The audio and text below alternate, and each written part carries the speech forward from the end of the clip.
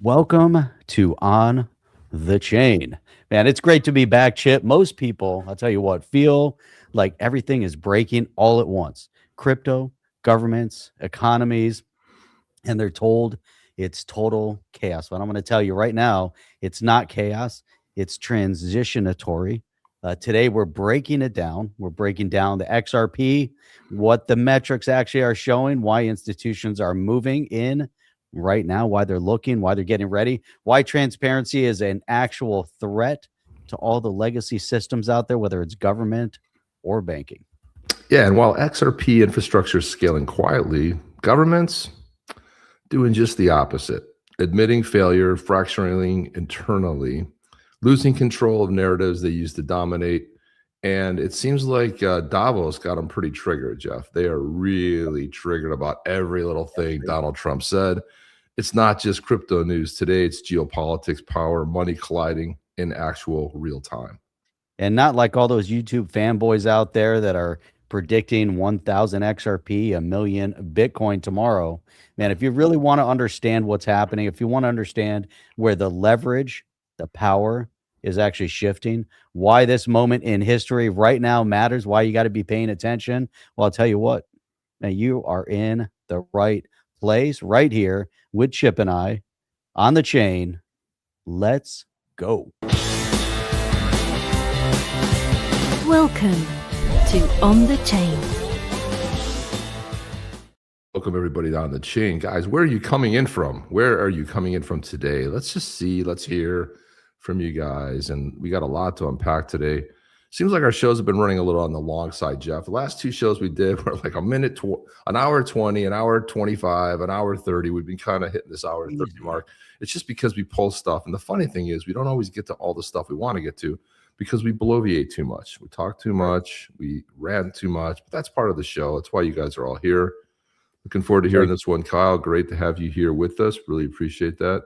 And everybody that's here, give a quick shout out from where you are tuning in from. I'm seeing a lot of new faces or new names that are popping in. It could be because YouTube messed things up, but I also think, there's tons of new names that pop in, and it's great to see everyone. So make sure you guys hit the thumbs up, hit the like the video, hit the subscribe, and give a shout out to where you are tuning in from, like directly from Snowmageddon, Pittsburgh. I know I've got 8 inches of sunshine outside right now. So yeah, sunny. Yeah, they're going to get pounded. I know my brother, I was talking to him, he lives in just a little bit north of Dallas, and they were preparing, and they were saying it's a storm you're going to remember 30 years from now. That's the kind of, like, they're always pitching it like this big thing, and the real danger is pipes freezing. Right. You know, that's the big thing. And a lot of last time that happened in Texas, I remember the grid went down 2022, I think it was, and a lot of people's houses flooded because the pipes broke, houses flooded, and they were out of their houses for 6-7 months. So it's a big deal. And this is why. So I supposedly it was supposed to start last night. I haven't talked to him yet, but I'm kind of waiting. Amherst, New York. What's up? I hail from North Tonawanda. What's up? Know Amherst very well. Grew up in Buffalo, New York. That's why I'm a Buffalo Bills fan. Josh Allen got replaced. I see with the 589 Bear. He did. Last time it was the Yeti. I'm going to just keep moving him around. I keep putting different things up there. Josh, the season's over, and we're going to look till next year. I have a big Yeti that I stick up there as well. So we're going to be switching it up, just putting different things in there. Going to watch YouTube on my TV now. I love to see that. I love to hear that. Getting ready for snow. Yeah. I mean, a lot of people are prepping for this whole snow. Cold ass Yeti country, Colorado. Zober's up early. What is the time? Is there 6 o'clock, right? No, 7 o'clock. 6:30. 6:26. Behind us. Yeah. Zober's never misses a show. He's always here. Bills fan too. Yeah. They're pitching Mike, this McDaniel guy from Miami. I'm like, no. They're pitching all kinds of stuff, and I don't want to get too much into football, but I don't like where this direction's going. But I actually like Rivers. So, Jeff, do you know the thing about Rivers, this quarterback who retired 5 years ago, and he came out of retirement to play? A little bit chunky, moves a little bit slower, but funny enough, he did complete a lot of passes and kept them in the game. Yeah. And so now Philip Rivers is interviewing for the coaching job for the Bills. I'm like, people are laughing at that. I'm like, I don't know, like the Josh Allen's going to choose who the coach is. I don't think he should be in a position to choose. I think the management needs to choose that, but who knows? Freezing in constant, but no snow. You know How's what, that? Chip? There's nothing worse than freezing cold weather and no snow. If it's going to be cold, it's got to snow. At least the snow No, man. gives like an insulation. Man, No. growing up, I mean, you were from the Buffalo area. I was from the Syracuse area. At least my family was, and I lived there for a number of years. And man, I'll tell you what, But you didn't upstate get the New lake York, effect snow, Jeff. You didn't get all that weird Syracuse, snow. no, Syracuse got lake effect. We used to Oh, get did you guys tons get of. lake effect? Hmm. Oh yeah, it was Okay. funny. I There's too went much out one night. I went out, came back late. We got in the house, and I parked, and there were like 4 or 5 foot snowbanks on either side of the driveway. The crazy thing is, I didn't see my friends waiting for me. It was like 1 o'clock in the morning. They were waiting in front of my You couldn't driveway see for me to them. get home. I didn't see them, right? They waited until I went out inside. They lifted my car and they moved my car sideways into the snowbanks. So the next morning I came out and I'm just like, motherfuckers. Where's my car? They moved the car sideways into the snowbank, so I couldn't. So I had Damn, to son. shovel to get it out. Oh, you can't shovel cold. I don't like cold, period, man. Can't shovel cold. I'll be honest with you. You know, You cannot. it's funny when it dips into like the 50s in Florida, Jeff. Everybody's got like winter jackets on. It's like they're wrapped up, they got scarves on, they're wearing hats. And meanwhile, like I remember growing up, it was like if it got up to like 35 or 36, you were outside washing your car in shorts. You were like, Dude, in yeah, short. look, That was winter short weather. winter has broken. You Oh know? yes. You're I used like, to leave yeah. gym all the time. When I was younger, I would leave the house and I remember my mom would look at me.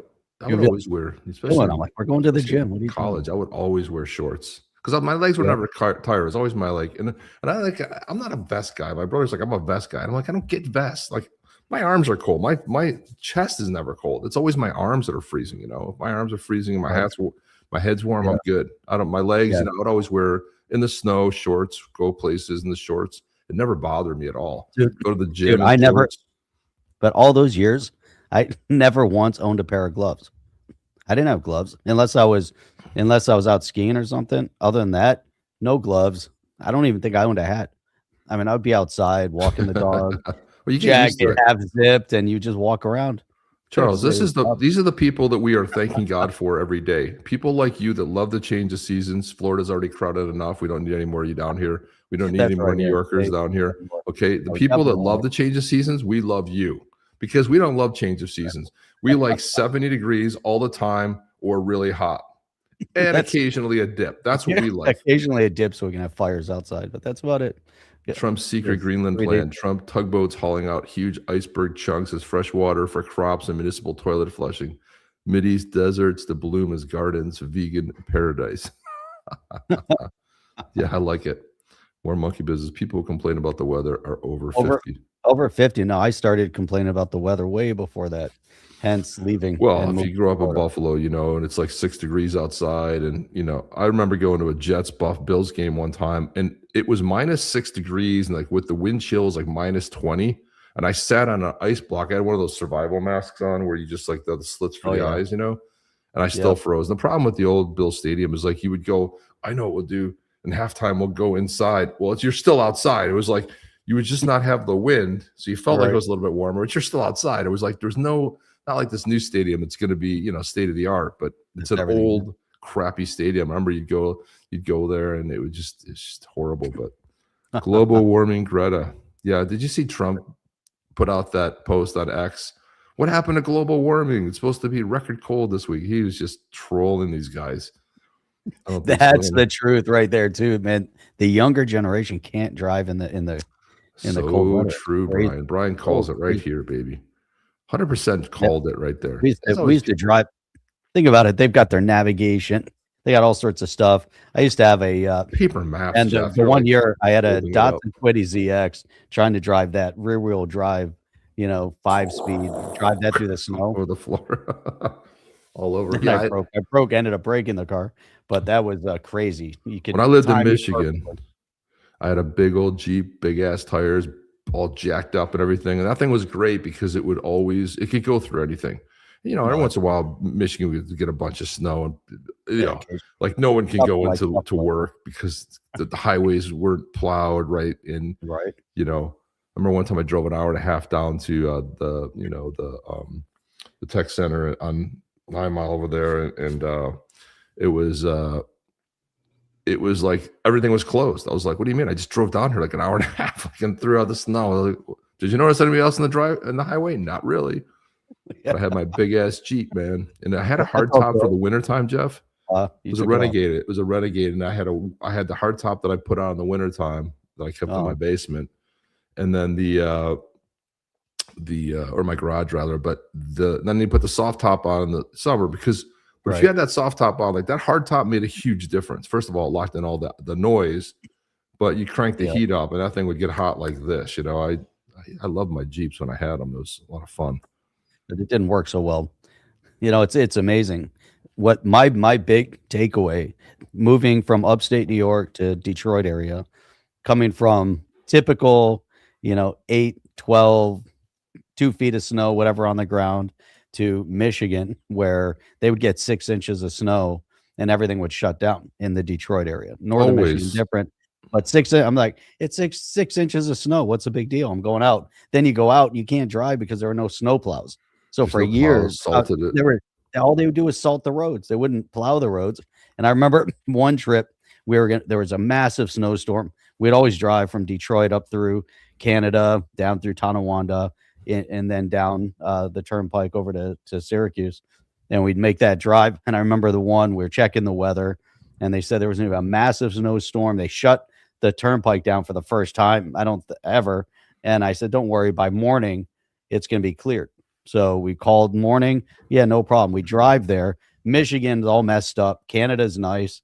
Then we get into Tonawanda and start dropping down onto the turnpike. Not even a drop of snow anywhere. You wouldn't even know that it snowed. You'd have no idea. And it was closed the night before because it was so messy. Michigan, you could barely get out of, and they had like 4 inches of snow. It was such a polar opposite. I'm like, hey, don't worry, they plow. It all depends on where you live. And I remember one time I was driving across Canada because it was always faster going across Canada, right? And I remember, and I was like jamming music. It was just me, I was driving across to go see my family, and I remember like there was it was snowing really hard, like the visibility wasn't good. And I'm driving, I'm cranking music, and I'm driving slower. And I realized, I looked down, I'm like, holy crap, I'm on E. Now this is before mobile phones, cell phones, right? Oh no! So I see a cop, and so like I flag him down, like I like this. He kind of like puts his window down. I go like, hey man, is there a gas station close by? I just noticed I'm on E. He goes, yeah, there's one up here, and he took off. And I was like, what the hell, dude? Like, I didn't want to get stranded in the snow, like no heat or whatever. Like, you can't even like sit in the car. Like, if your car stops, or has a malfunction. But I was like, so I was on fumes, and I got off the next exit and had to go a little ways to find the gas station. But I pulled in. Now, I only ran out of gas one time, and it was pulling into a gas station. Car was, and as it was like chugging in, this was in college, and it kind of just rolled. And I was like, I had to push it to the pump. Like, my friends out, push it to the pump, fill it up. It was a good idea to run out of gas in the, I was in the second time. I actually ran out of gas another time, but let's jump into it, guys. I mean, enough. This is why we go for an hour and a half, Jeff, because we're talking. We just sit there and just like we do, like we talked before the show too, but I wanted to jump into it here. This is a pretty phenomenal report. This is Jacqueline Melinek. She's the founder of Token Relations. She's also the award-winning host of Talking Tokens in Crypto America. Crypto America, that's one with the LE Terra. But no, what's interesting is what I should do is start promoting us, Jeff, as award-winning. Now, we just need to have somebody give us an award, and we'll be an award. This is great. You got to just say we're an award-winning podcast. Yeah, because I've said that we are what's the phrase we use? A worldwide what do we use? We use something like that. Global. We're definitely global. We're a global podcast. Yeah, we have listeners. We definitely have global reach. We have followers, subscribers, and listeners who tune in every podcast from all over the world. We just need somebody to smash the likes right now, guys. Right now. Smash 17 likes. Let's go, baby. Smash them all. Every one of them. Don't even leave one to spare. By the way, I got to give Art a call. I've been meaning to do that this week. I got to follow up with him. Yeah, Art, I got a little experiment. On the lake. Art, I got to give Art a call. Here we go. So, you have to fill me in on how it goes. I will. Does I'm going that to tell you. Yeah. So we're going to be doing a little bit of experiment here, a 3-month experiment that I'm working on with Art.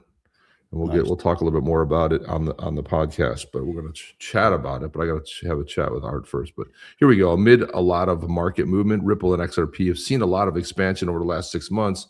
Here's the latest report and breakdown on the XRP ETFs, the DATs, the Ripple acquisitions, XRPL network updates, RLUSD scale, and more. That's already a mouthful. This report is pretty intense. It's impressive because it really gets into pretty much everything. We're just going to focus on a couple areas here, but Ripple and XRP biannual report. What is Ripple? You got to put all the thing. What is XRPL? All the stuff you got to put it. But look at this. This is insane. Here's the executive summary. I don't know who put this together, but a lot of work went into this. Notable Ripple and XRP developments. Talks about July 25 through January 26. Kind of looking at the last 6 months, going back to the Control All Partnership for Dubai Real Estate. This is the SEC lawsuit concluded in August. Ripple acquired Rail for $200 million back in August. September, Franklin Templeton, DBS securitized integrated RLUSD. In October, Ripple acquired G Treasury for $1 billion, the B.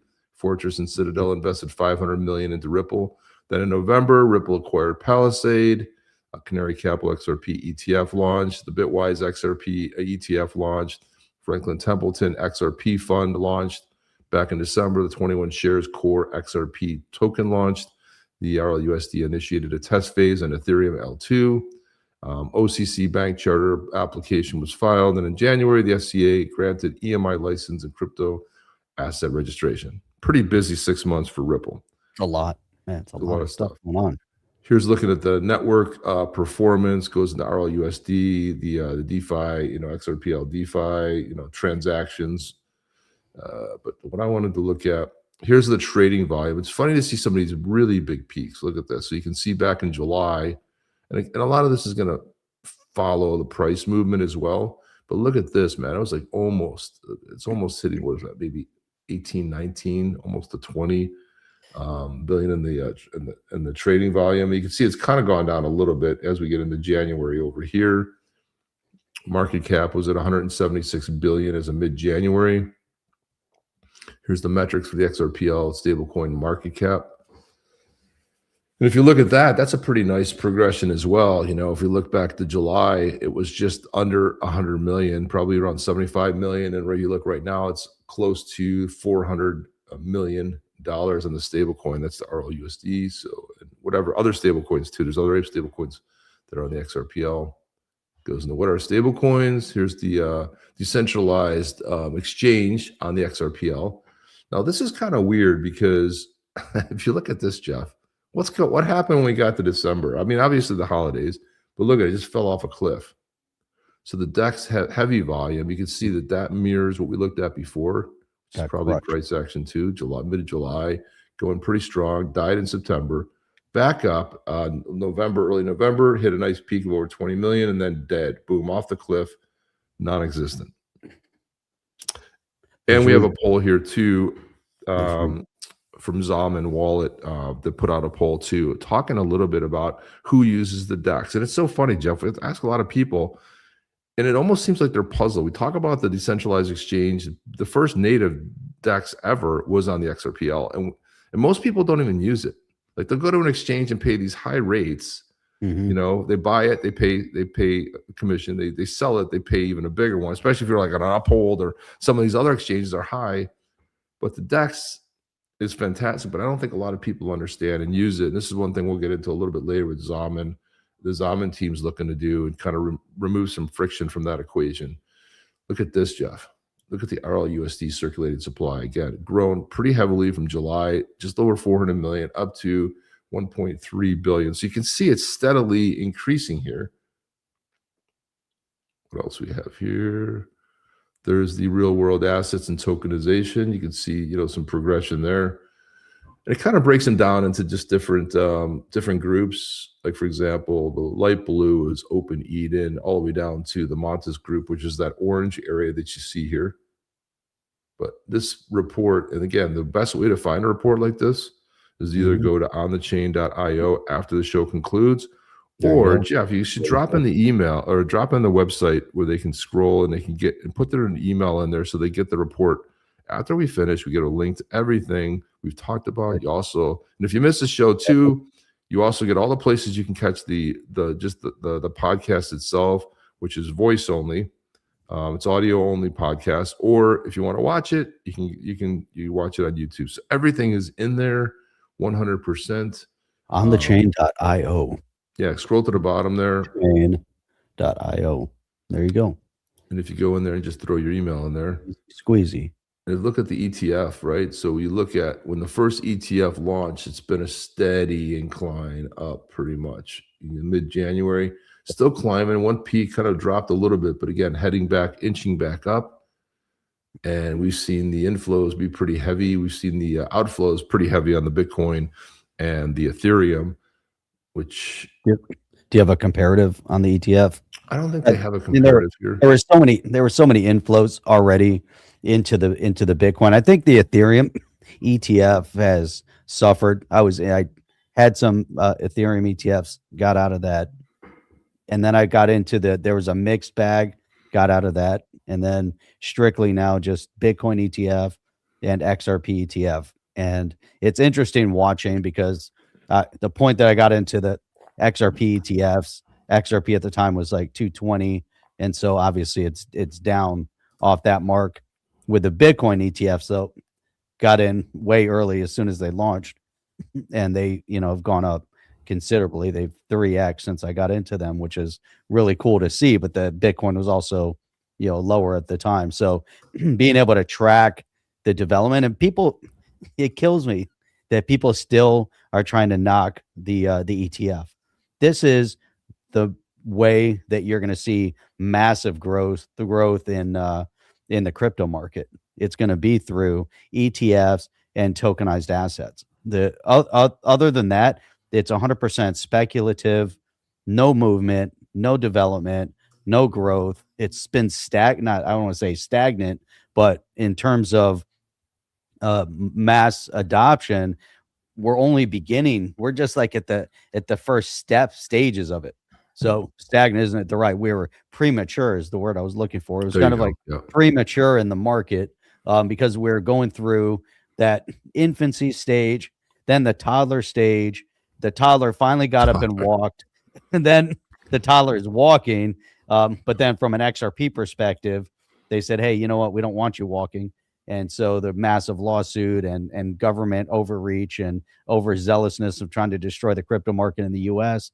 But now we're beyond that, but we're still kind of in this. We're not in a full sprint. We're not there yet. It's not yet mature. In order to mature, we need more regulatory clarity. We need more Main Street use, but also more Main Street dollars into it. The ETF is a methodology of bringing more dollars, more focus, more attention.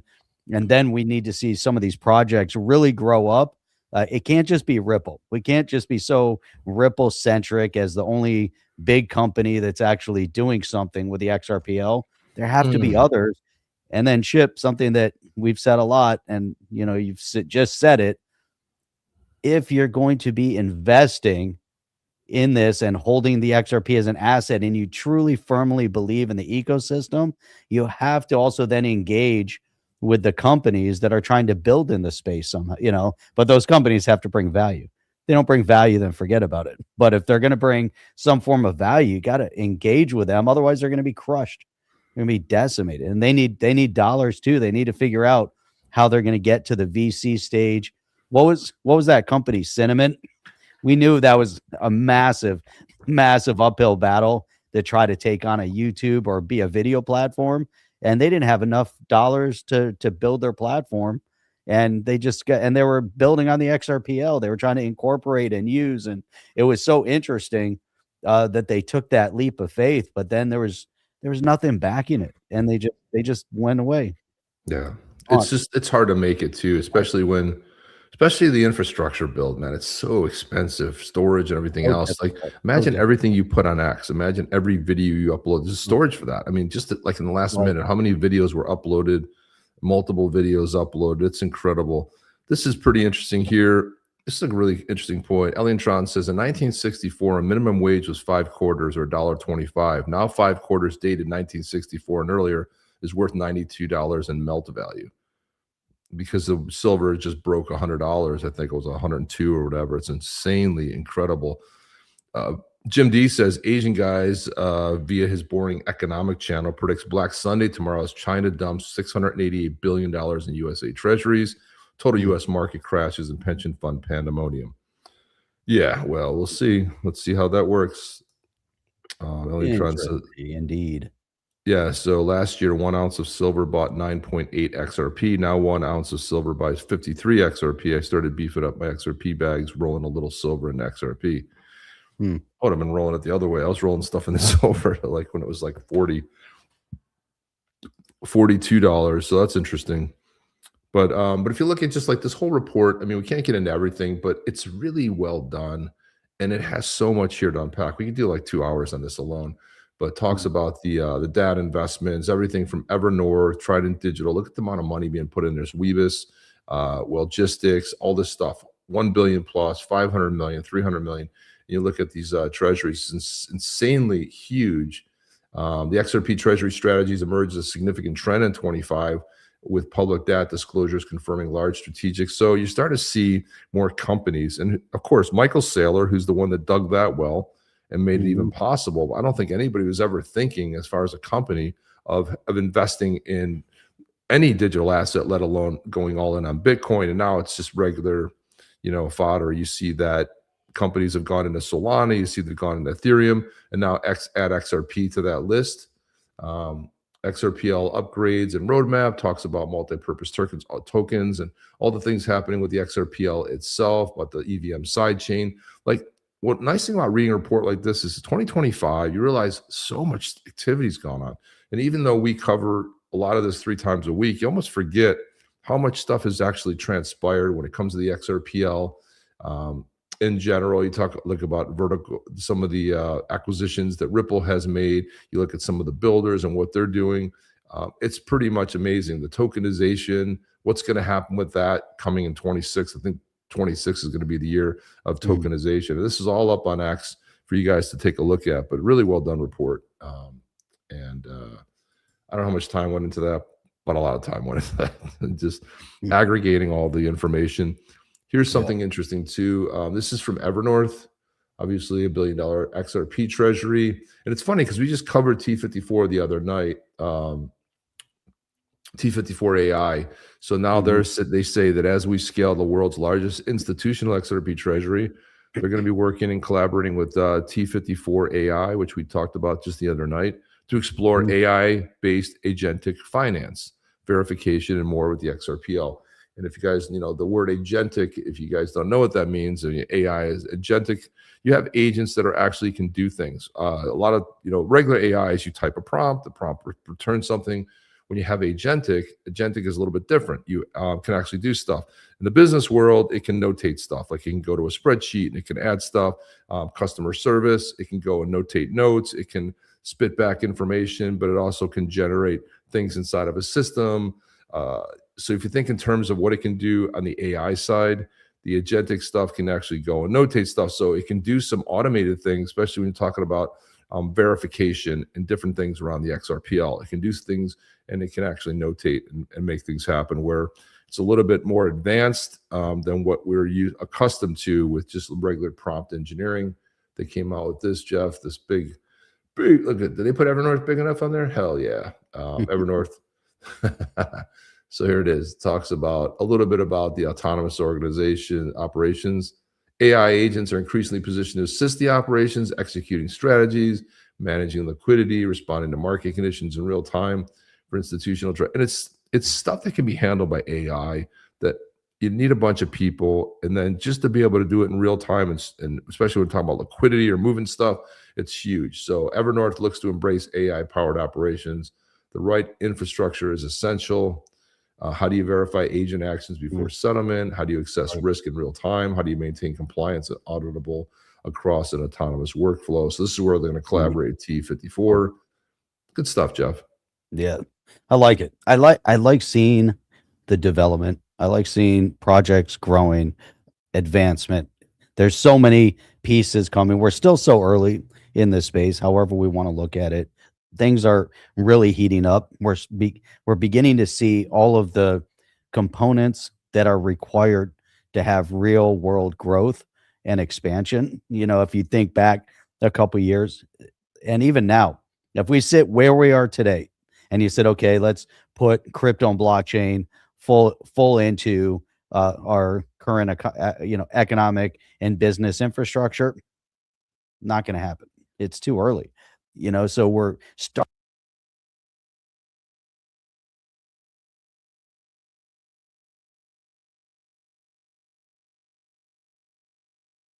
NFT into contracts.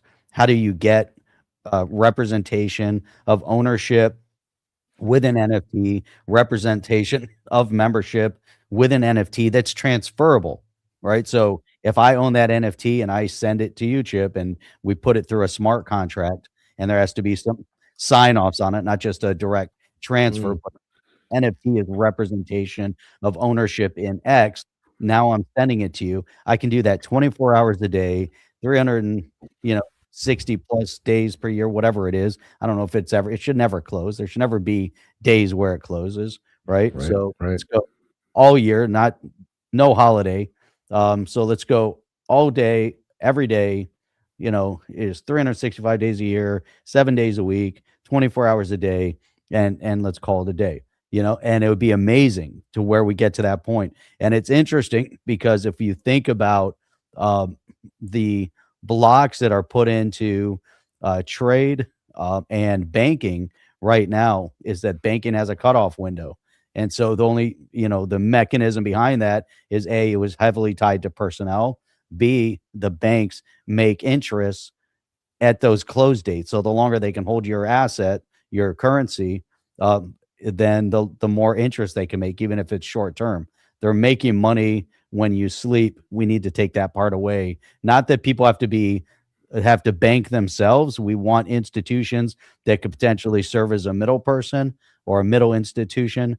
Um, but it's changing. The fabric of what the bank is going to change dramatically, and we've seen that happening over years.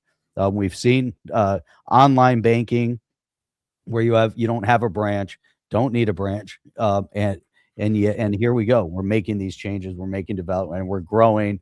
A lot of things are being exposed right now, and this is really important to the adoption, transparency, trust lines. Uh, how do we establish ownership and show representation of ownership of whatever this digitized asset is going to be, or tokenized asset? There's so much to it. Everyone's still experimenting and playing around. It's kind of like the metaverse. Did people really want a metaverse? Was the metaverse really needed? Was the metaverse really a solution to anything? Was metaverse really meant for people to gather in a gaming environment? Nobody wanted it. Nobody engaged with it. It's died every other time. And there's certain like Final Fantasy type people, maybe, you could put Final Fantasy into a metaverse, but it already existed. The problem wasn't with the gaming infrastructure. The problem was with the asset infrastructure. How do you transfer and sell asset? Second Life, or whatever it was called years and years ago, had an entire Second economy. Life, yeah. Right. Had an entire economy with real value to the currency, with a trade to the USD and other currency had real value.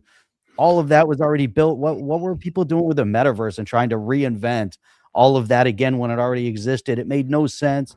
People are pumping millions and millions and millions of dollars into something that already existed. What's different and the change is where we're going, like with Expector grew. They've understood. They've been nimble, and now they're looking at it like, what can they do from an educational perspective? Yeah, Dirk is definitely Yo, he's Dirk is Dirk yeah, is but hyper focused now, but he's gone through the pain. He's had to live with it, but he's been nimble, and he's like, "Okay, I'm learning, I'm changing, I'm going to where the business has to go," and I'm loving seeing Dirk's post and the engagement, and it's 100%. it's a completely different thing. But man, the space was new, the space was young, and if you're able to bootstrap it, and you've got that, you know, it's not endless, but if you can change and learn from your experiences, and that's where XPEC is going. I'm loving But also, yeah, he's changes also lately. pivoted quite a bit too, which is fantastic too. Yep. And I still gotta. He sent me a hack on how I can use the Mac. I just got to spend a little bit of time to see if I can do it because I'm really excited about going in on there. Yeah. And Yeah. it's funny that. Yeah. Sorry, I didn't mean to distract you, but I was just posting that up there. No, 100%. It's funny because wants to I get that. tried to meet up with Minus when I was in Japan, but he was just coming in after being up 20 plus hours, not feeling 100%. I was kind of just on the way out of Japan. We were that close, man. We were that close to meeting in Japan, but Yeah, that would be cool if you did. but more than anything, I think Japan ruined food for me forever because nothing will compare to how amazing, everything from the sushi to the ramen is just next level. And I know Minus is a huge ramen guy. He's like the ramen king over there. If you want to go, Minus, drop your channel in there too, man. He's got this cool channel. It's not crypto focused, but it's super interesting. But drop your channel in there, your link in there, because you're always doing stuff, especially when you're doing stuff on Japan too. But if you're even out, if you're stateside too, and you're out there as well, but put that up there too. I think that's. By the way, did you know that Minus is a metaverse expert? By the way, did you know that? I did not. Did you know that we're self-anointed crypto experts and political experts? You name it, we're the experts and everything. We're never wrong, right, Jeff? We've never been wrong. I don't know a point, which is insane that we've ever been wrong. No, but throw your YouTube channel link up there. That's you on X, which is good. But that I think that if you click on that on YouTube, that will get you there, I believe. So I'm glad Minus Wells is a metaverse expert and he agrees with us. All right. So I think that the metaverse was, pointless as they tried to make it a computer game. We just call him another wackadoodle. Yeah. The VR makes no sense.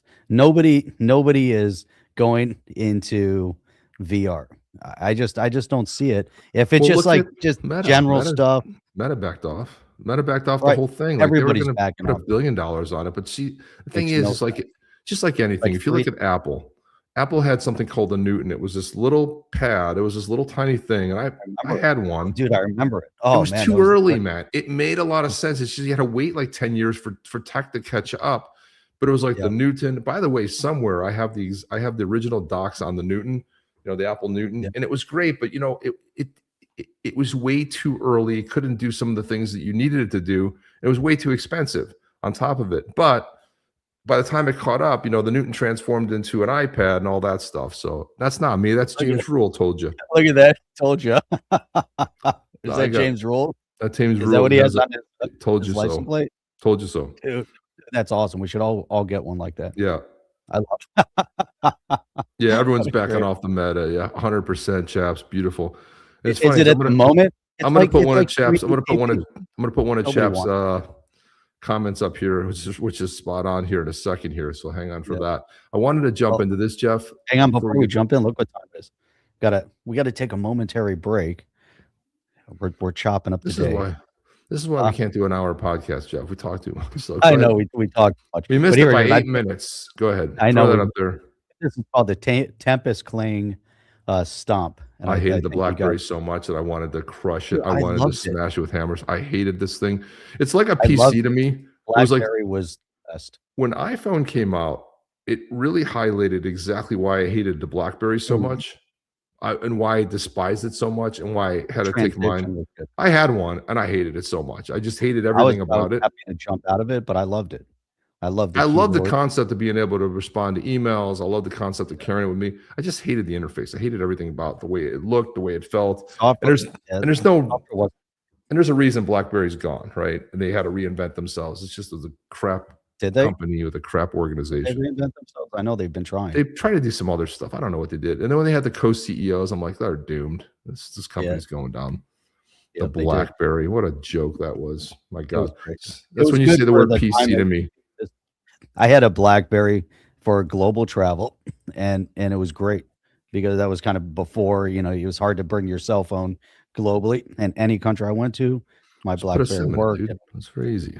Put a freaking SIM in it. That was very easy. No, like trying Go to ahead. Let's roll. All right, guys, we're doing a giveaway for the Badass Yetis NFT. go ahead and we're going to roll. Every time we put together a custom song, you're going to count on one thing on the chain, custom song every time for the giveaway. Jeff, go ahead and roll this puppy. Tell us what we're winning today. Look at that. You're winning Badass Tempest, Badass Yeti number 216, Clan Tempest. This guy is absolutely badass. He's got the blue eyes and he's unique. And this guy hits hard. So, and you're about to hear how hard he hits. So here we go. Tempest. Let's go. Let's see this. Roll it, Jeff. Roll the Tempest song. Here we go. What's that noise? That's Clan Tempest coming for your hide.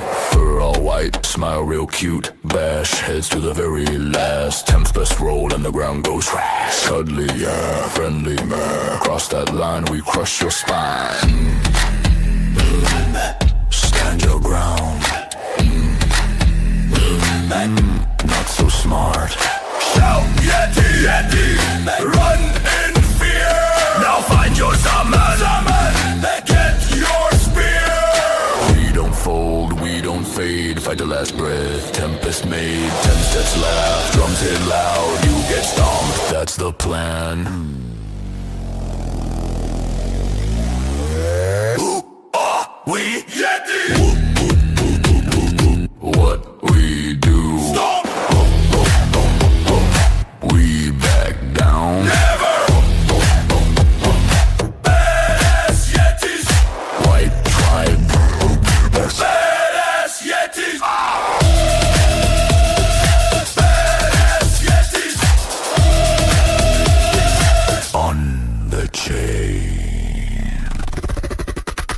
This is badassery.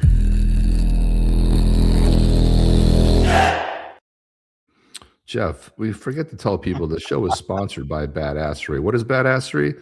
Oh, that's our unique coffee that is custom, roast to order. Order comes in, gets roasted, goes out the next day. You probably never experienced that. Jeff, if you could pull that promo up real quick. The show is brought to you by Badassery Coffee. Badasserycoffee.com. Baby. Go ahead and pull that up. $5 for a latte. Half of that feeds some hipster's avocado toast habit. Quit financing coffee fads you don't need. It's time to rebel. Your badass great grandpa had only one tin cup and brewed his coffee over an open fire. We roast to order, ship free, and keep every bean bold enough to wake the dead. Or at least your 9 a.m. meeting. We make coffee that punches Mondays in the face. Badassery Coffee. Fresh, fierce, great. Roasted fresh, shipped free. Chaos pending. Order now at badasserycoffee.com. Badasserycoffee.com.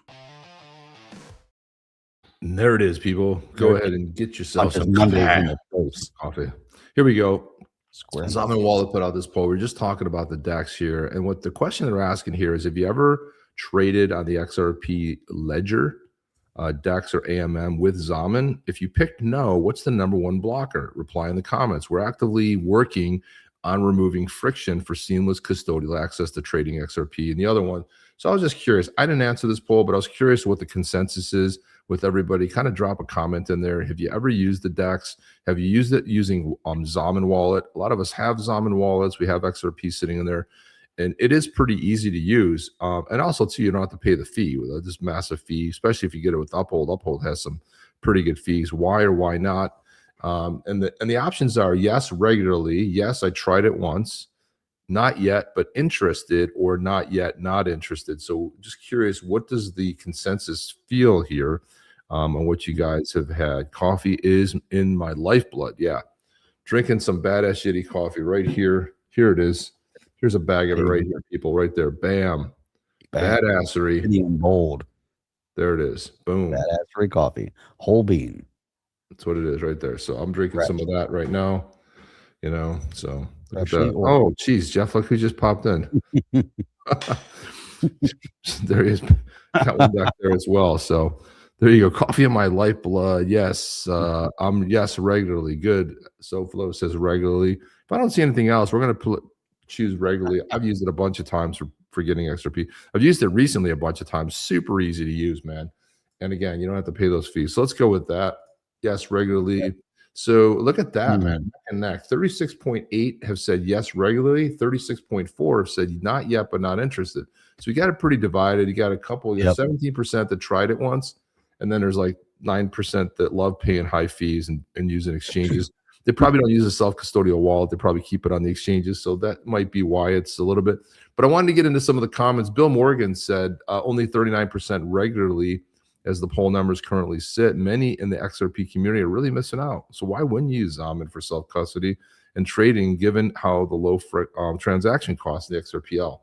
Solid question. Chap says, who's just in the comments right here, he said, I'm in the yes regularly camp. The seamless integration and ability to trade without losing custody is a game changer. 100% agree on that, as well as the ease to integrate Zaman into dApps. The main hurdle that I've noticed is the learning curve for new users, but once they get the hang of it, it's seamless. Let's keep streamlining access. And that's 100% true. So we've always talked about the friction points in crypto, period. But if you're a guy like Japs, you understand how to navigate, yeah, it's a little bit easier. You use the DEX, you're like, it's easy. And, you know, even swapping is pretty simple when you know how to do it. The barrier of entry is like, uh-oh, what if I screw up and do something wrong? You really can't. But again, once you go ahead and figure out what your payment methodology is, it's pretty simple to use. And once you're set up there, but he's pulling on a really good point here is that the more friction you reduce here, the better it's going to be. And I 100% agree with that sentiment. So that's it. That is it, man. We drink so much coffee. We're wired all night. I drink coffee at night. I'll drink espresso after dinner. Not every night, but if I'm out to dinner, always have espresso.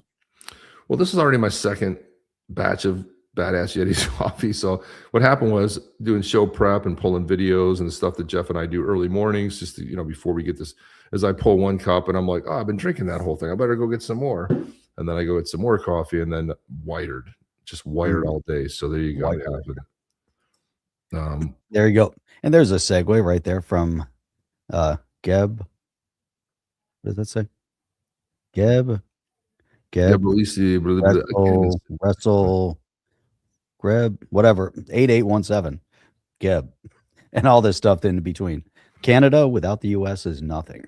Yeah, I mean, it's just, I don't know what happened to my feed, but it got totally destroyed by leftist Canadians and leftists that are tweaked by what Trump said over in Davos. A lot of people have been getting very tweaked by this. I know that the one that's really affected the most, and even people that I know that they have said, because Trump made a generalization, and what he said about the NATO forces in Afghanistan is they weren't really much on the front lines. Now, that one comment blew up to everybody, including Nigel Farage, who's very friendly with Trump, saying he didn't agree with that. 457-ish some lives were lost for Brits that actually fought in the conflict. I get that. I think make it a generalization, but everyone took it as a put down that he was trying to say, like, he was making a generalization that most of the time it's the United States that's at the front, and and a lot of times it's NATO that takes a back seat. He wasn't discounting the fact that these amazing humans are no longer on the earth, that their lives were lost, but everybody took it as a slight, and they'll get microscopic on everything that Trump says. Yeah, Trump had some gaffes about, Jeff, on the other night, we were talking about Greenland. I switched over to Iceland, and I went back over to Greenland, and then Trump did it where he was talking about Greenland. He went to talking about Iceland, talking about, it's like it happens sometimes, and you're going to make gaffes. Trump is a gaffe machine at times. He can. Well, we were talking about Sweden and Switzerland. We were talking about Sweden and Switzerland. I mean, let's face it, it happens, man. The other night, we started a conversation about Sweden, and then it transitioned into Switzerland. Or we started on Switzerland. It just got all miscombobbled, and everybody got all triggered, and it got to be some big thing. But hey, what's that, Chip? What's that new peace group or the peace organization? What is he calling it? Instead of the UN, it's something else. The peace board or the peace, Trump's peace, whatever it's called. The objective is to get rid of the UN. Right, get rid of the UN, replace it with a board of peace. And then if there will be some sort of an office for people to gather at for the meetings, put it in Greenland. We don't need it in New York City. Don't put it in any major city, especially not in the U.S. Let's put it in Greenland. because no one's going to want to be there all year round, way too cold, and put it somewhere there where people come in for meetings and then leave. Here in New York, the people come from all over the world, then they bring all their diplomats and they stay and they cause chaos. Don't want them. They can go back home. Yeah. Don't need to be in the U.S. So I'll put it in Set it up in Greenland. Switzerland if you And it's want. the We don't perfect care. place. I don't want it in Switzerland. I just want it in Greenland, somewhere where people don't want to stay. They are forced to go back home. You put it in Switzerland, they're going to want to stay there too. We want them to leave. And they Get have 'em- get 'em diplomatic out. immunity, so they can just go kill people and they're fine. They don't have to even go Board there. of Peace. There we go. Well, it's Board of Peace amazing. sounds like Department of War. It does. Exactly right. Right. Well, whatever, man. To me, I don't love get caught up in names. I get caught up in listen. If Trump's doing the right thing by getting off the teat of the Federal Reserve and slowly crushing it like a grape, the U.S. Think about governments. Governments only take; they don't make anything, right? All they make are new tax regulation and new ways to basically hose, people is what the governments do. So Trump says, puts out the tariffs, and now he's cut the trade deficit more than in half. It's by 60%. And then you also create a way to start paying down the debt. And you could also eliminate a lot of the, income tax, especially for people making 150K or less. There's ways to, and then there was a report that was put out recently that about 1/3 or more of the U.S. budget goes to fraud. So you cut that out, you bring the tariff stuff in. Now you've got a way to reduce debt in a good way. But people want to hear this stuff because everyone's got their hand in the cookie jar. The Republicans and the Democrats are both reaching in there, which is why they don't want to have fair elections, which is why they're not interested in that, because they love the setup. They love the setup that you can have them in office once they get in there, and once they bow and they bend the knee to the deep state and they keep following orders, they stay there forever and they get rich. This is kind of how it works. The chancellor, this is the German chancellor right here, and this was kind of surprising. So here's the gravy train. Here's the German chancellor talking about Europe. We are aware of those problems.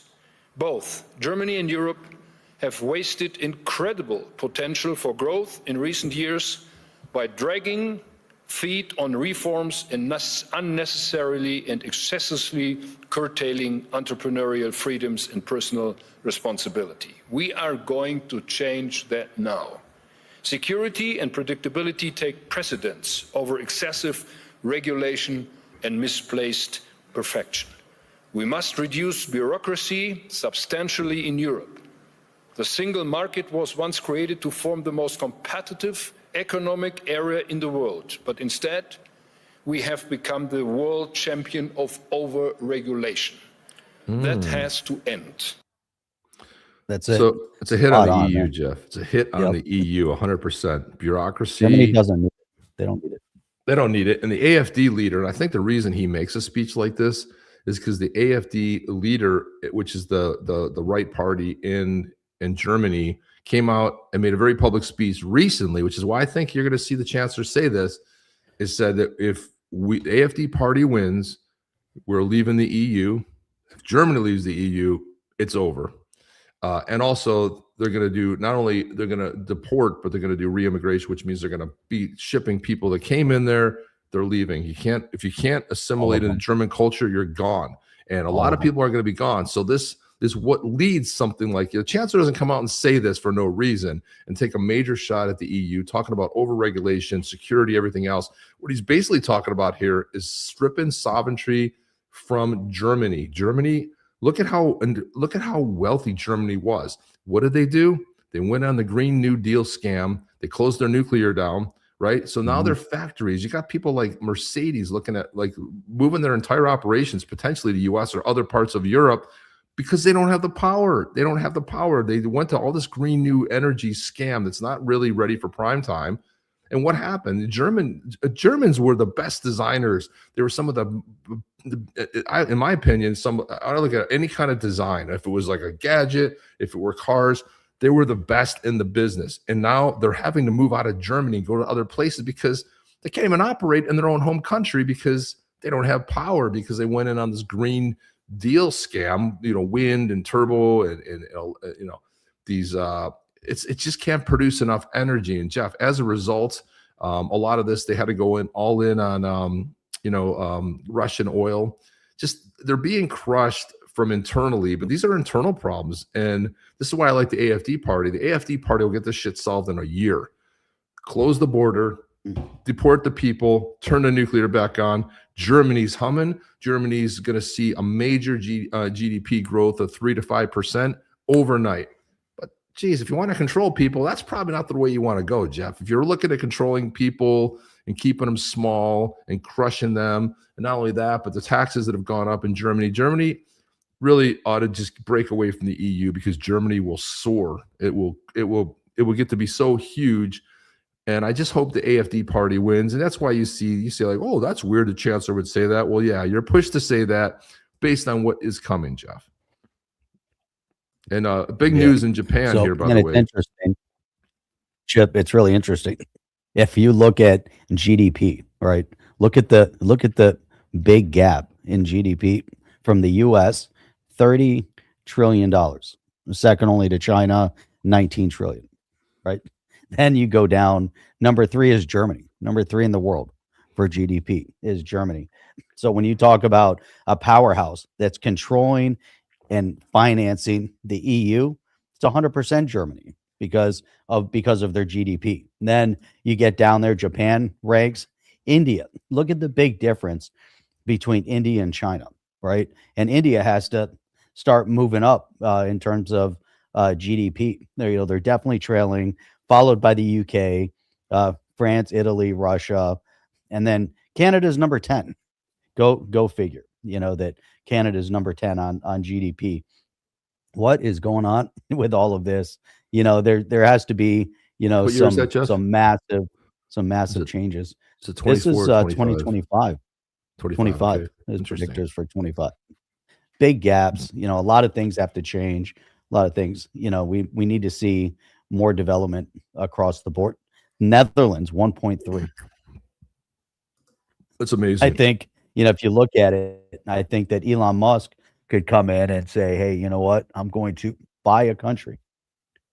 And then let's put an end to it. Can you imagine he buys a country, sets up a country, just buy a country? You're trying to do that with Greenland. What about Somalia? Where's Somalia's GDP? Non-existent. Okay, I don't even think it's on there, Jeff. See if you can locate it. It's 20 million. It's $20 million, and that's probably because because all the fraud, all the money that they've been sending from this country and other. Yeah, exactly. Zober says in America the motto is "Land of the free, home of the slave." Well, thanks to things like the Federal Reserve, 13.9 billion. 13.9 billion. Gosh, that's a little bit tiny. Billion. So the GDP per capita, $798. Okay, wow. Oh my God. They're modest growth driven by agriculture and livestock. They have a 4.1% growth rate recorded in 24. They're expecting it actually to be 3.7 when it all balances out. But this is their projections for 26. They still won't pass 14 billion. So they're at 13.9. So the majority of that, think about how much money has been siphoned from the U.S., from California, from Minnesota. Let's go around the country and see how much money had ended up being siphoned out of the U.S. taxpayers through the fraud and deception and sent over to Somalia and other countries around the world. And the Democrats are 100% linked to it, 100%. So once we find that out, this is their last bastion of hope for their fraudulent financing. They're getting crushed and kneecapped across the board, getting all their funding taken away from them that they've deceived out of the.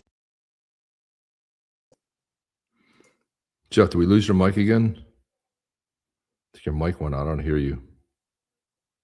Hello? Maybe I went Then out. the Democrats won't be able to fund anymore.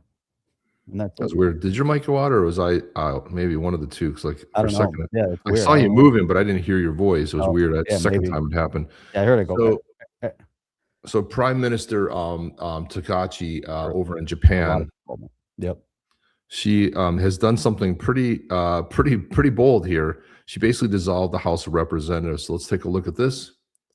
日本国憲法第7条により衆議院を Now listen when you hear the crowd. You hear some a little bit of dissension. 解散する。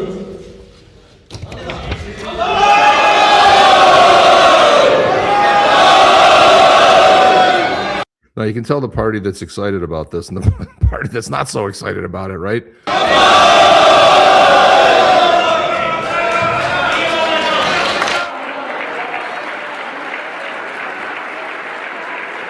So it's amazing. It's the first female prime minister of Japan, and she's a badass. She's not, and this is a bold move right here, Jeff, because potentially, the thing is, if you go ahead and dissolve the House of Representatives, you got to have a snap election. A snap election, it could work against her. It could actually it could potentially fail, or it could have some sort of an issue here. But if you want to look at, I want to throw this up here on the screen here.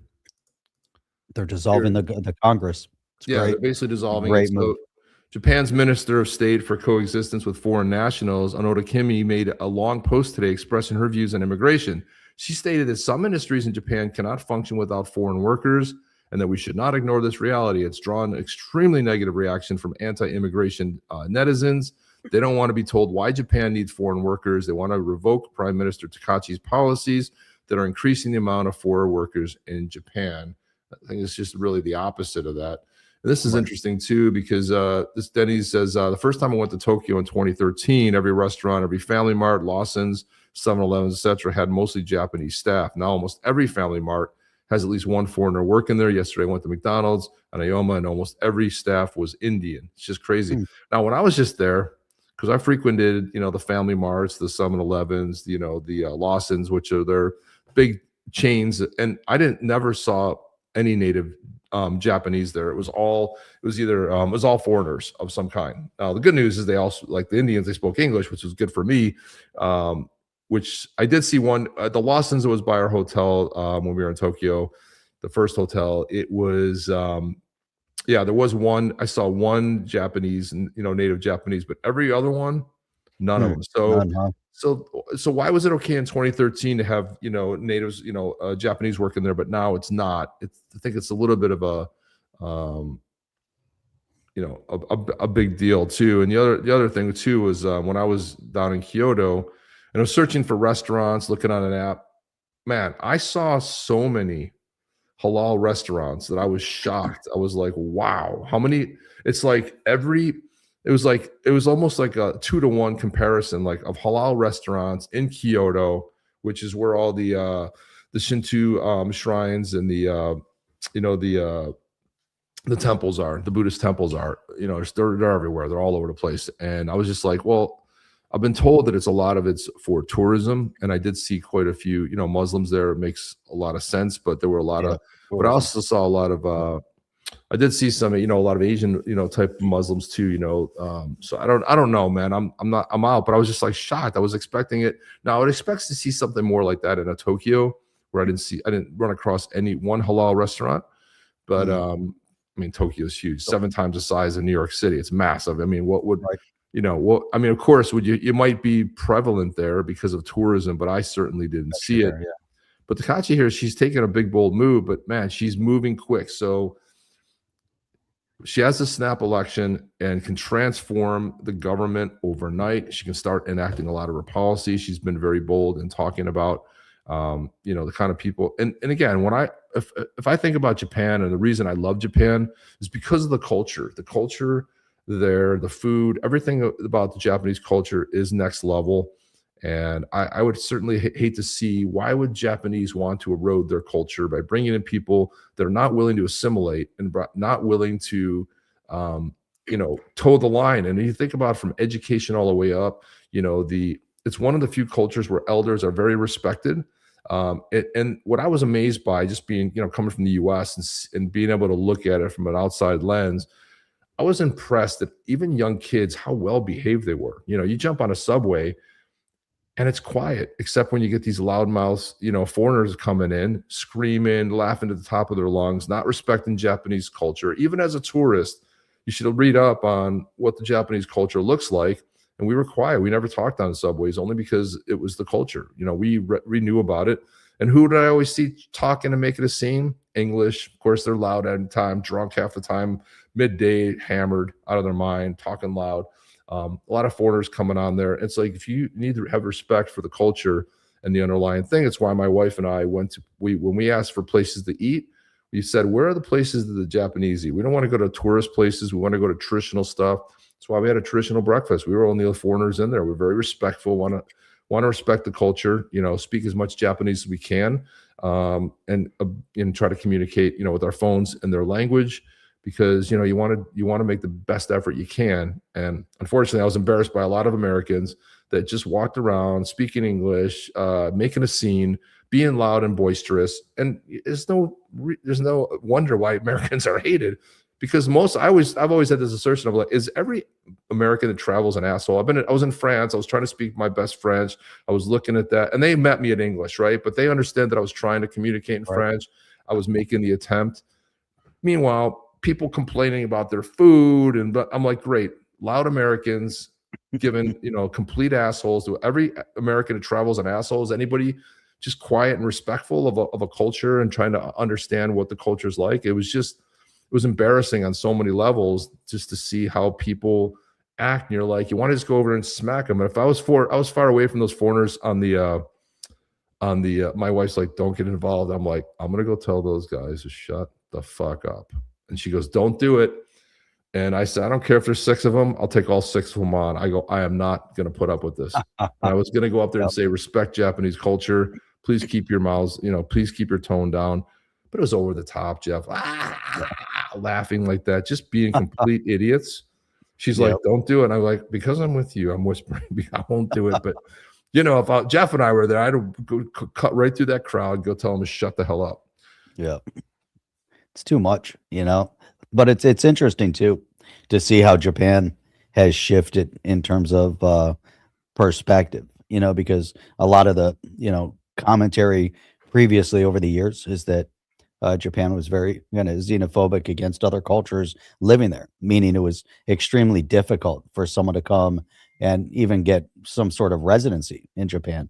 I don't know. I don't even know if you can get, it's probably changed, and we could talk to some of our viewers here that are in Japan can tell us a little bit about the citizenship path, if it's even possible. But what's interesting is that Japan is bringing in people that come in without education, so what is the purpose of importing these quote unquote migrants from third world countries to bolster your bottom economy? Is that, like what we're just reading, to have them come in and work in the fast food restaurants or do some of that work? Do you really need them there? Because if you didn't have them, someone's going to have to do the jobs. Someone's going to have to do the work, and so let's, and you really, see where is it needed. And then if you're going to change the fabric of the country, and this is what they're fighting for, be very cognizant. Japan is really the last country that I would anticipate would get caught up in this, only because of their history, and to see where they come from and where they're going to, as a smaller kind of island nation. They have to learn from the current affairs of what's going on throughout the EU, what's happening in the US. But again, like Japan, the last country, South Korea is the same thing. Remember years ago when we were there, 15 years ago, there was one Middle Eastern restaurant. There was one. It was a kebab place. It was shawarma, owned by a Turkish guy. We went there, and I kept going back. The food was so amazing. And talking to the guy, and kind of befriended the guy, and would go back almost every day for lunch. And then this last trip when we were there, Chip, I was amazed, because in Itaewon, along that street, there must have been 10 different restaurants. Wow. And halal was everywhere, and I was Crazy, a little surprised to see that too, to see those types of changes, because here's a country just like Japan, they're not as necessarily open to this foreign influence. And then South Korea has had heavy American influence, But why make a shift to bringing in, we didn't see a lot of it, but why bring that in? Why are you going to bring that element in? And much of it, like in Japan and in South Korea, is tourism related. Much of it is because of automotive and electronics industries as they expand into the Middle East. So naturally, you're bringing people into the country, but be very cognizant. Just like we have to worry about here, we have to protect our borders. Don't just bring in uneducated migrants to do the low level work, because that's not what you need. It's 100%, Jeff. Yeah. So Jeff, you want to see? So somebody posted this. This is what the Japanese Congress is going to look like 6 months from now. I was like, this looks pretty awesome. pretty awesome. There you go. Warriors, man. They check it out. So it's like, there you go. You can always, I always love going into comments, and sometimes the comments are better than the post itself. And you got to just love, what we're seeing. That was put out by Jason Prompt up there. He's like 6 months later. And thank God for AI. If the one application for AI isn't like advancement of tech and agentic agents, it certainly has to be the level of memes that have been updated and gone to a whole new freaking level, which I have to say that I absolutely love 100%. One of the things that I've said about the Trump administration, Jeff, we've commented on pretty often, is how amazing Scott Bessent has been. This guy's a warrior. This guy, and also Lutnick. So Lutnick and Bessent were over there, and they kind of were like the pre-party. So they went over there 2 days before, and they started already, doing interviews and stuff. But I got to say, pulled a lot of clips from Bessent, because I've just been so impressed with how just amazing this guy is. And also Bessent, here's Bessent right here on Alberta. Here he is talking about Alberta, because Carney went up there and got a speech, and he was the guy chosen to make the globalist elite speech. So he was going to get up there and he was going to talk about how amazing it was that he was going to go and start talking about the United States is this and that, and they're not doing it. It was just a really over-the-top speech that everybody, basically ingested and loved it. And every, leftist talk show had, the speech, and the Canadians just filled up my feed. I couldn't get away from him talking about, this was the right man we chose. I'm like, you guys, this is the right man you chose, leading you off a cliff. It's so amazing to live in Canada, is why Alberta's going to secede. Did you see the amount of people that are lined up daily to sign the petition? They want out, and Saskatchewan will be right behind it. It's funny because a few years back, it was Quebec that wanted to secede, and they were like, well, they're going to end up seceding because the rest of the country is going to leave. And so he's the guy that was tasked with delivering the speech, right? And he's hailed as the genius. And unfortunately, here's what he said about Alberta seceding. All the oil and the natural resources coming out of Canada. Texas is still larger. Well, look, Alberta is a wealth of natural resources, but they won't let them build a pipeline to the Pacific. I think we should let them come down into the U.S., and Alberta is a natural partner for the U.S. They have great resources. The Albertans are very independent people.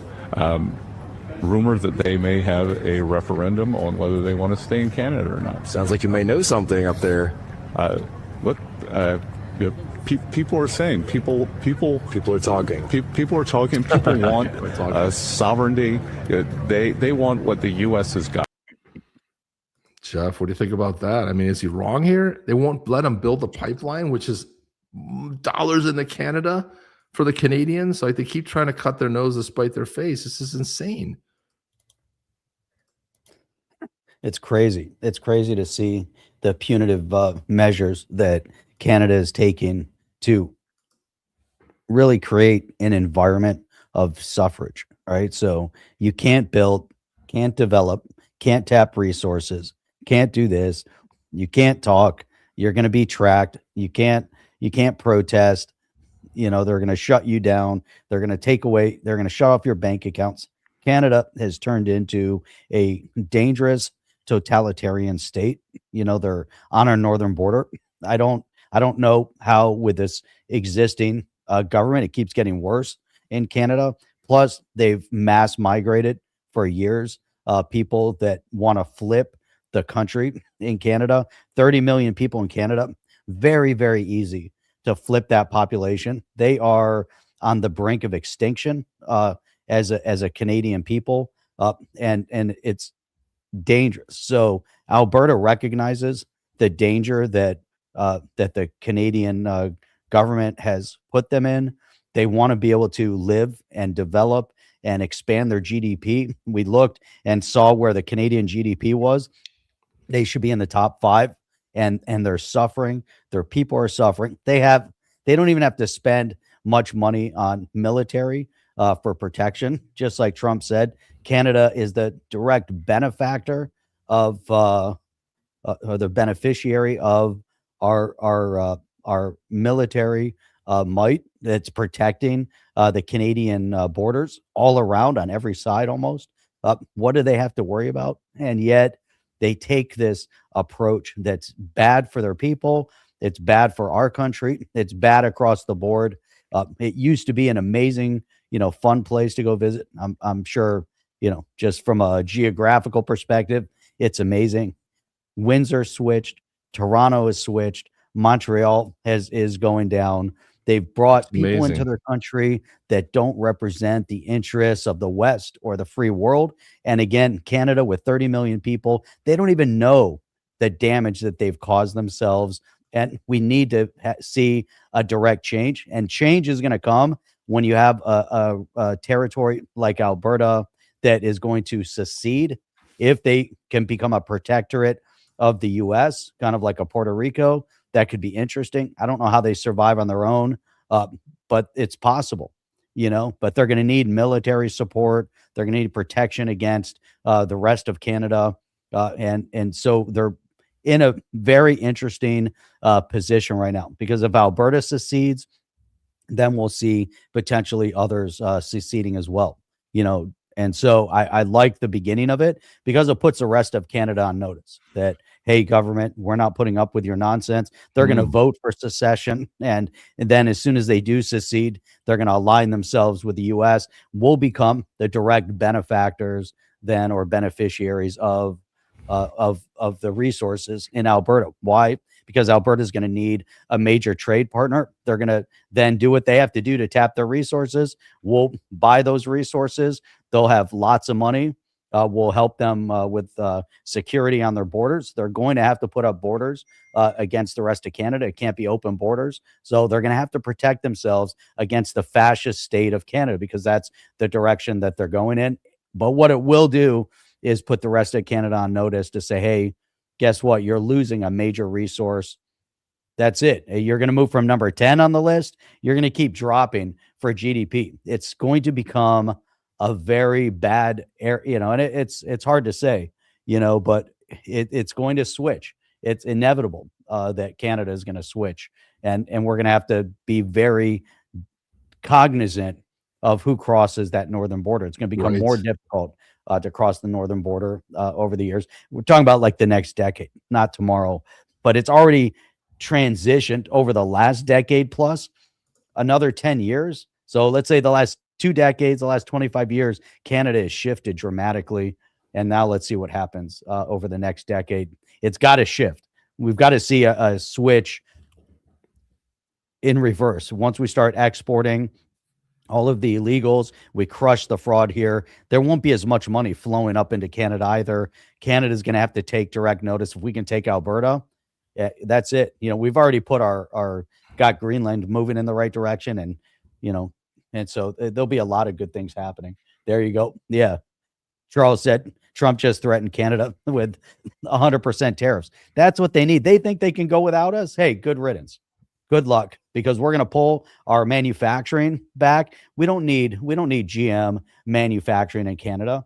We don't need Ford manufacturing in Canada. Bring it all back home. Let's see how you do without us. They're not going to exist. Canada does not exist without the U.S. They think they want to rely on the British crown. They want to bow down to the monarchy of England. Good luck with that. Let's see how far that goes. Well, Jeff, that's interesting you say that, because I just pulled too close. But I want to talk a little bit. Here's Howard Lutnick A little bit about Carney and his speech. So here we go. We'll take this, and we're going to talk. Then we're going to transition to the Canadian finance minister talking about Besant's comments and supporting that. One of the things that Alberta did, which was really intelligent, was they went to the U.S. government and they said, "Hey, for some reason, if we leave, what would happen?" The U.S. said, "We'll recognize you as a sovereign country. We'll immediately help you with the pipeline. We'll help you with whatever you need." So that's all that they needed. Alberta is aligning with the U.S. and they're going to blast off in the stratosphere. And the problem they're going to have is everyone's want to move to Alberta now. The other free-thinking people that live in Ontario and Quebec or all in Saskatchewan are all going to want to like flow into Alberta.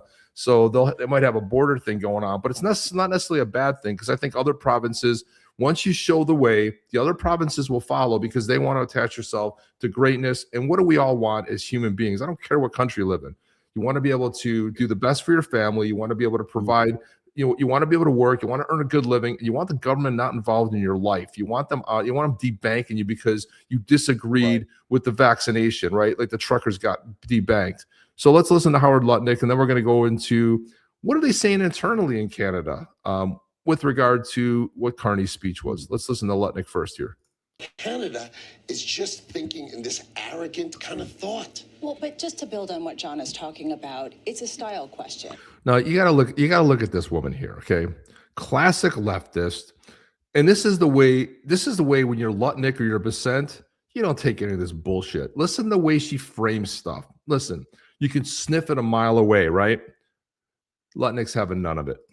Can you get the same results without using words like calling leaders weak or their economies decaying, right? Is it necessary to provoke the visceral feeling that we feel? Geez, are you a classic leftist or no? Among a lot of leaders here and in conversations with international investors. I mean, is there any other way? Is that style more harmful than it is helpful? Well, I think it creates listening. Like people pay attention to it and listen to it. If you just sort of blend in, no one hears anything in Davos, right? Everybody says the same blah, blah, blah, blah, blah. And if you need to break out and you need to say it. So my view is, right, that Canada has never expressed to the world that they have the best deal, the second best deal in the world. The best deal in the world is Mexico. Because remember, they have USMCA, which means 85% of the Canadian economy comes into the United States for zero. And there he is complaining that he's going to go to China and improve it. What's he going to do? China's delighted to sell to him. But do you think China's going to open their economy to accept exports from Canada? This is the silliest thing I've ever seen. They have the second best deal because Mexico's got a little better deal. They have 25% on the extra 15%, whereas Canada's got 35% on the extra 15%. But give me a break. They have the second best deal in the world. And all I got to do is listen to this guy whine and complain. Mr. Secretary, in fairness, you've...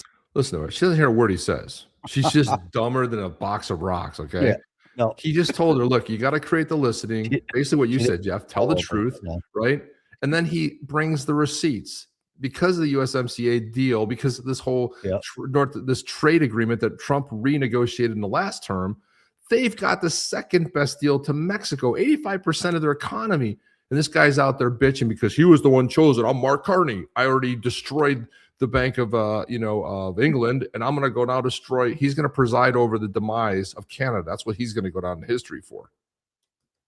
Yeah, so let's play the rest of this. Seen from the airplanes, you've seen about a 30% decline in Canadian visitors to the United States, if not significantly more. Listen, visitors don't come Canada and go to the U.S. anymore. It gives zero Fs about this as well. You've seen a similar type of decline from China. European travelers inbound have come down. You know what I've noticed, Jeff? Less traffic in Hollywood. Did you notice there's during the winter?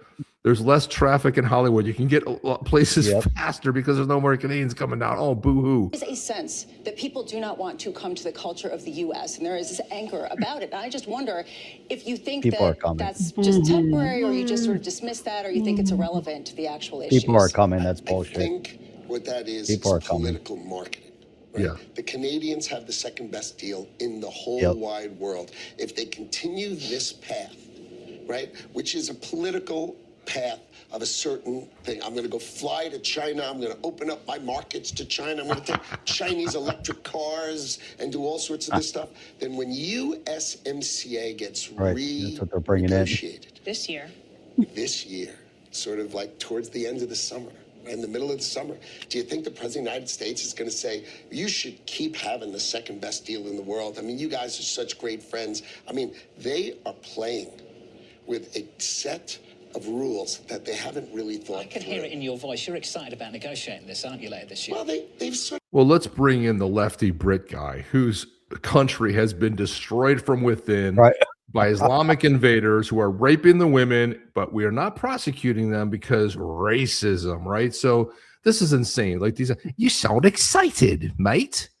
Oh my God, these people are insane. This is what happened. And Lutnick doesn't give us, look, Lutnick, this is the old Republicans would cower and like, well, I mean, Lutnick's like punching him in the face. This is great. given a sort of a roadmap of saying, so I guess we should change the whole deal, right? You want to be like the rest of the world. You don't want to be this favored neighbor because you've taken it so for granted that you're willing to come to Davos and say there's two hegemonic powers in the world and we're going to decide which one we're going to work with. Really? You're going to either work with the United States of America where 75% of your economy is totally tied to it, or China? Why would you say that? It just, I think it's political. You know, I think if we take it correctly, we should look at it as just political noise coming out of a 100%. prime minister. And maybe this is working for his election. Right? Because I don't think it can be real. Because if you took out the math of Canada's economy and it doing business with the United States of America's $30 trillion economy, there's no such thing as changing what they have today. No one would vote for changing what they had today. Now, maybe they're marketing it well, but they're just for their politics. But they're surely not marketing it well for their fundamental economics for long-term the United States. The U.S. Okay, this goes on. We don't have the time to replay it, but the whole interview is fantastic. You guys should check it out. On and on, yeah. Here's the Canadian finance minister talking about the Senate and the comments that he made about Alberta. Shouldn't you be a little stronger? Like Scott Bessent is talking about Alberta joining the U.S. Shouldn't you be telling him to lay off here? Listen, one thing I've learned over time is that you don't need to comment on every single comment that are being made. One thing I would say is that we have signed an MOU with Alberta. Canadians are proud people. Canadians know how to build resources. Canadians know how to grow our economy. And I would say they will see that. Canada is taking steps with Alberta to do things differently, to grow our resources, to create growth in the country. And Canadians are very proud. We're a proud nation with proud values and a very strong economy. So I would say no, thanks, but no thanks. We will do our own things, and we will be able to develop our resources with Albertans, with Canadians. And that's something that we'll remind him next time I see him. Well, good. You go ahead and remind him next time you see him. It was kind of a dodge in a sense. He was kind of like, we're proud, we're this and that. You're so proud. And Carney gets out there and makes a speech where one of the major provinces, because of the way their constitution is written and formulated, allows a province to secede. And it's going to happen. The people want it. It's been shown that they are stand up. And he kind of handles it diplomatically. But here's what's being said. Now, one of the things that you heard Lutnick talk about in that last clip was Carney went out there, and somebody put the clips side by side. Back in April, Carney said, the biggest threat is China. And then he just went to China, and now he's going to flood the market with cheap Chinese EVMs, right? Which basically don't work that well in the wintertime with the battery. But anyway, he's going to flood the market. Well, here's the counter argument to that internally in Canada. My name is Brian Kingston. I'm the president and CEO of the Canadian Vehicle Manufacturers Association. Canada's auto industry is under enormous pressure, with over 90% of Canadian production destined for the United States. There is no industry without U.S. access and North American integration. Diversification is not an option for automotive, as markets in Europe and Asia are better served by assembly plants in those regions. Canada's market alone is too small to justify large-scale manufacturing. The future of Canada's auto industry and the hundreds of thousands of jobs that it supports depends on securing our trade relationship with the United States. The federal government's decision to open the Canadian market to Chinese EVs is deeply concerning. The Canada-China strategic partnership has the potential to undermine Canada's auto sector and presents risk to the future of our integrated North American automotive supply chain. As the Premier has outlined, it is critical that the federal government rectifies this situation by taking immediate action to bolster the competitiveness of the very companies that have been building cars and employing Canadians for over 100 years. Step one is repealing the costly and redundant EV sales mandate. Under the new Canada-China Strategic Partnership, Chinese manufacturers that do not build cars in Canada or employ Canadians will receive up to $980 million per year in compliance credits. These compliance credits will be paid for by the very companies that operate here, taking money that could be reinvested in Canada, in Ontario, and sending it to China. Step two is taking action to make Canada more competitive for auto. We must urgently lower the cost of investing in plants, machinery, and R&D to give Canada an edge over other jurisdictions. The future of Canada's auto industry hangs in the balance.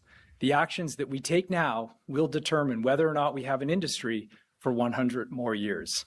Thank you. Okay, so true. 100% spot on. And thanks for this guy for speaking up, because he's representing 100,000 plus Canadian workers. He's talking about just how detrimental this is, especially he calls out the fact that 90% of the production is headed for America. Why would you destroy Canadian lives, 100,000 plus lives, because you want to go over to China and you want to dump cheap EVs? This is what Chinese does have, battle-ass electric cars. Oh yeah, and all the videos, they look fantastic. Do you actually get them? And they stop working 6 months. Look at the people that import these things. They're garbage. It's garbage tech. It's cheap manufactured tech, and it doesn't work. People that get these so-called badass things that have so many features, well, they stop working 3 to 6 months later. They have all kinds of failures. Look at the history on these things. So, Chip, it's appearance over substance. China has been known for that across the board. There's a handful of manufacturers in China that make really good stuff, and then the rest are all reverse engineered, zero R&D. They make them to look fancy. They pack them with every possible feature, but like you said, for the most part, those same machinery, and that's across industries, not just in automotive. They break down, they'll fall apart, and you can go country by country by country, and you'll see where Chinese industry was dumped in those countries, and then those very countries, the companies there have, and the consumers have now turned to U.S. made, or they want better product, whether you're medical industry, whether you're automotive industry, or just across the board, even home practical goods. If you get the China made good, you can tell for the most part this would be the bulk majority of whatever's being manufactured is super low quality. Then if you go to there's a handful. You can probably count them on one hand within each industry with good quality product, where their manufacturing is stellar, top notch. And but it's hard to find them. Automotive, there's a lot of problems within the automotive. Go around the world and you'll see where they are. They come in, they invade with their product, they're lower price. But it's not exclusive just to the China made. That's where we're at right now. If you go back in time, think about some of the original Korean made vehicles. If you look at the Hyundai, when Hyundai first hit the US market and they had the roll down windows, you would roll down the window and the handle would fall. I remember a friend of mine had a Hyundai, and it was a really badly made vehicle, low price, had a lot of features, looked nice and impressive. It would fall apart. But now look at where Hyundai is today. Hyundai is probably one of the best vehicles made, similar to like Kia. Also, Kia's up there. But with the China, you have to be very cautious, because across the board right now and today, people are being sold a bill of goods with the product, just very low quality product. I don't know. Korean cars, Korean cars still aren't there, Jeff. Japanese are the best, in my opinion. Japanese is a solid state. But if you look at the Genesis, they still pack it. There's still always something missing. Like it could be the functional, the buttons. The buttons just don't live up to it. Maybe the quality of the leather, the quality of the plastics, a switch. You'll always feel it in something. It has it, but it doesn't have it. There's always Yeah, something a 100%. little bit missing. I want to get to these which other is, clips the on Jeff Bissent Bezos because always he's takes. just, here's Bissent ripping into Carney here. Listen to this. Just can't get enough Bissent, Lutnick, Trump. It's just the greatest thing ever. Punching these elites right in the face. Yeah. Prime Minister Carney should say thank you rather than giving, this value signaling speech. I don't know. It strikes me that Mark Carney has gone back to his old days. He was the UN climate czar. He's tried to morph his position. He's saying, oh, Canada's going to become an energy powerhouse. Which of those does not make sense? He also said that, quote, the middle powers must act together because if we're not at the table, we're on the menu. I think some people are a bit surprised at the relationship between the US and Canada and some of Carney's remarks, as this is coming from someone who's been historically one of our closest allies. Do you worry at all about the consequences of that relationship deteriorating, like, for example, pushing Canada to develop a closer relationship with China? Sure. Well, again, his trip to China was scheduled long before any of this, and Canada should trade with China. Canada should trade with China. President Trump said that. So Prime Minister Carney should do what's best for Canada. In the context of the United States, I'll point out the Canadian economy is smaller than the economy of Texas. And here he is. Here's Bissent again. We've seen the lack of energy security from this manic push for net zero, which I think we've seen in some recent scientific journals has been pushed back. Even Bill Gates is saying 1 degree, 2 degrees, 3 degrees. I'm not sure it matters. If you look at what he's doing with his own money, it looks like he believes we're going to innovate our way out of any perceived climate problems. So I think that's on one side. And then again, I think we almost reached a Saturday Night Live moment a few years ago when it was, you're not going to own anything, you're going to eat insects. I mean, it was just the inmates were running the asylum at that point. You're not into the bugs? Well, I can tell you, after a few days of Swiss German food, I may switch to bugs. I'm bringing brutal, Mr. Rock star. He may switch the drug. And then I had to pull this clip, Jeff. This is him talking about Gavin Newsom, but we probably should play the Newsom clip because Gavin Newsom went off, Jeff. He had a little bit of a, for some reason, he went over there going crazy on the whole. Let's see, where is the Newsom clip here? Let me pull it here. I thought I just had it. My goodness, what the heck here? I just had this clip up. Is that the Newsom? Here it is. Newsom. Look at this meltdown he had in Davos here. You have a message for Europeans who are concerned about the messages from the White House around Greenland this week? Yeah, it's time to buck up. It's time to get serious and stop being complicit. It's time to stand tall and firm, have a backbone. I've seen this in the United States, the supine Congress playing both sides, say one thing on a text or a tweet and another publicly. It's time to have principles. It's time to stand tall and strong. Does that mean responding with tariffs? Time to stand united. You make that determination. I don't make that determination. But when you say standing tall, what do you mean? Just I can't take this complicity. People rolling over. I should have brought a bunch of knee pads for all the world leaders. I mean, handing out crowns and this is pathetic. Nobel Prizes that are being given away. I mean, it's just pathetic. And I hope people understand how pathetic they look. And the world. Anyway, it goes on and on about him. Blah, blah, blah. Pathetic. Ooh, stupid stuff. Yeah, of course. Yeah. And this is, so here's Stephen A., he's not really a right guy. He's a left guy. But here's what Stephen A. had to say about it. The Newsom. Respectfully. Here he goes. What are you doing? You're the governor of the state of California in the United States of America. Why are you over in Davos, Switzerland, talking to folks and speaking negatively about the president of the United States? I have no problem with Gavin Newsom being candid and open about his feelings about our president on United States soil. To go over to another country, Switzerland, to go over there and to be in the presence of other European leaders speaking against the president of the United States. I'm not down with that. Y'all might be, I'm not down with that at all. Say whatever you want here as a governor from the opposite side of the aisle of a state in the United States on American soil, fine. But I'm one of those people, when we go somewhere else, it's America first. You know, our problems, yeah, are our problems. But we ain't taking dirty laundry outside. Mm-hmm. You don't go on a world stage to disrespect your own house, which is the United States of America. I don't like that at all. Not even a little bit. Spot on, Jeff. Yeah.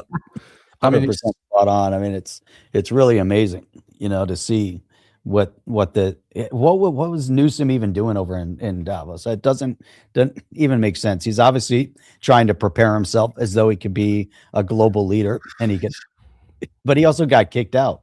You know, they said, no, you don't belong here. Time for Well, I think he blamed the Trump White House for calling and canceling his speech. But you know how that baby, they always pull the baby version. This is really Besant's talking about it, but they pulled the baby version of it. The baby version is way funnier. So I'm going to play that version of it, even though I like this version too, where they put a MAGA hat on him and sunglasses. Look at this one. Gavin Newsom may be cracking up with some of these things he's. So that's the one they put a MAGA hat on him. And here's the baby version of Besant. Newsom, who strikes me as Patrick Bateman meets Sparkle Beach Ken, maybe the. No, Patrick Bateman was the character from American Psycho, and Sparkle Beach. This is just, I don't know where. I mean, Besant is just really bringing it hardcore. Look at this. Governor Newsom, who strikes me as Patrick Bateman meets Sparkle Beach Ken, may be the only Californian who knows less about economics than Kamala Harris. He's here this week with his billionaire sugar daddy, Alex Soros. And the Davos is a perfect place for a man who, when everyone else was on lockdown, when he was having people arrested for going to church, he was having $1,000 a night meals at the French Laundry. And I'm sure the California people won't forget that. And I can tell my message to Governor Newsom is the Trump administration is coming to California. We are going to crack down on waste, fraud, and abuse. And I was told he was asked to give a speech on his signature policies, but he's not speaking. Because what have his economic policies brought? Outward migration from California, a gigantic budget deficit, the largest homeless population in America, and the poor folks in the Palisades who had their homes burned down. He is here hobnobbing with the global elite while his California citizens are still homeless. Shame on him. He is too smug, too self-absorbed, and too economically illiterate to know anything. Thank you very much. Let me know if you need any further clarification. Too economically illiterate. I mean, he just threw out the coffee, just like destroyed that dude, man. I love this. I love him in the hat, though. I think he may be in over his hairdo. Being on the national stage is very different than being governor of California, with no signature achievements. But to say strange things like President Trump is a Tyrannosaurus Rex, what the hell does that mean? I could say Gavin Newsom is a brontosaurus with a brain the size of a walnut. And if he brought the knee pads, maybe that was for his meeting with Alex Soros.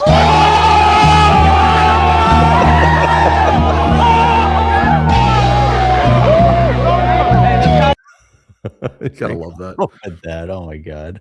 You gotta love it. He's got the F around, find out hat on. Oh, it's great. It's great. I mean, it's just great on so many levels, Jeff. There's so much. It's beautiful. It's time for the giveaway. It is time for the giveaway. Let's roll this song one more time. This is it. 9 people. We need more. 9, that's it. Well, by the way, today's show is brought to you by Badassery Coffee, badasserycoffee.com. Here we go. $5 for a latte. Half of that feeds some hipster's avocado toast habit. Quit financing coffee fads you don't need. It's time to rebel. Your badass great grandpa had only one tin cup and brewed his coffee over an open fire. We roast to order, ship free, and keep every bean bold enough to wake the dead.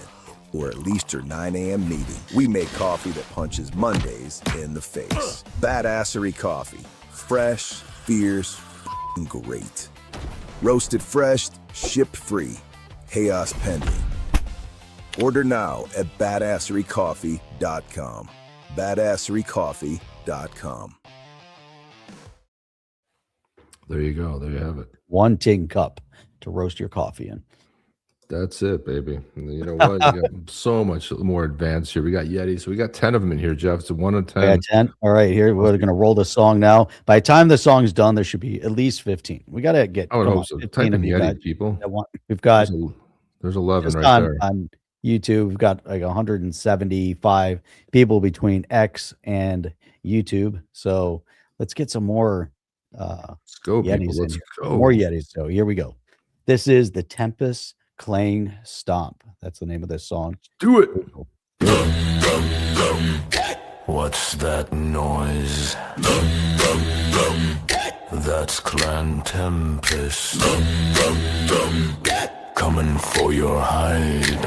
Fur all white, smile real cute. Bash heads to the very last. Tempest roll and the ground goes crash. Cuddly, yeah, friendly, meh. Cross that line, we crush your spine. Stand your ground. Not so smart. Shout, Yeti, Yeti, run in fear. Now find your summon, get your spear. We don't fold, we don't fade. Fight the last breath, Tempest made. 10 steps left, drums hit loud. You get stomped, that's the plan.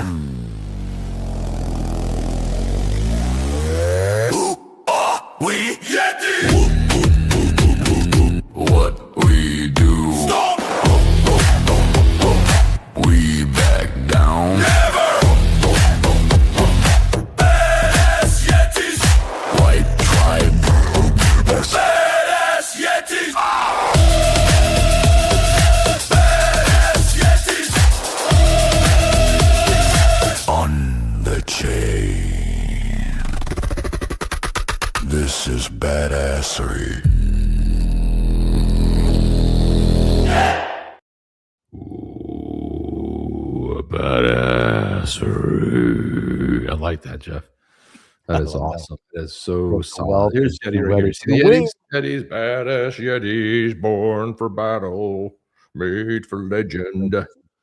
Put that on. Put the song on. We got 12. We're going to go with this. Crypto Wealth's laying claim already. Look at this. Bam. Here we go. Who's going to win? There we go. Who's going to win? Tick, tick, tick, tick, tick, tick.